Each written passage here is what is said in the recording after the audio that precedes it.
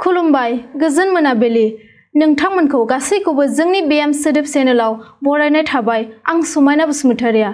दिनैनि मोनाबिलि समाव आं माखासे रादाबफोर फरायनो आखायाव लादों दिनैनि गिबि रादाबानो जाहैबाय बर'नि फिसा हिमानी बर'आ आसामनि सेथि आइजो बडी बिल्डार महरै गनायथि मोननो हादों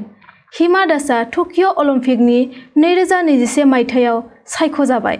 मैया 5 जानुवारि 1 रिंगानिफ्राय गोमानानै थानाय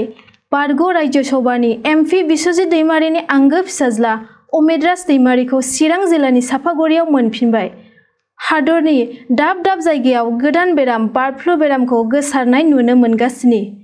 क'क्राझार जिल्लानि कसुगाव थानानि सिङाव थानाय नयानगर गामियाव मैया फुंनि 11 रिंगायाव सानै 4 बोसोर आरो 5 बोसोरनि गथ'साफोरा जिउ खोमानाङो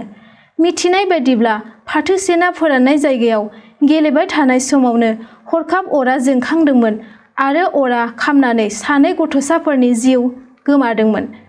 ब्रिटेनआव गोदानै मोननाय कर'ना भाइरासनि गोसारनायनि थाखाय ब्रिटिश पिएम बरिस जनसनआ 26 जानुवारियाव भारतनि रिपाब्लिक सानाव गाहाय आलासि महरै हांख्रायजादोंमोन भाइरासनि जाउनाव बिथाङा केन्सेल खालामबाय होनना मिथिनो मोननाय जादों धुबरी जिल्लायाव थानाय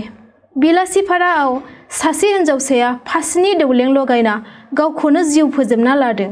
मिथिनाय बादिब्ला बै हिन्जावआ गोब्राब लोमजाना दंमोन आरो ट्रिटमेन्ट खालामनो थाखाय नखराव थाखा फैसा गैयामोन होनना मिथिना मोननाय जादों बेनि थाखायनो हिन्जावसाया जिउ खोमाना लानो गोनां जादोंमोन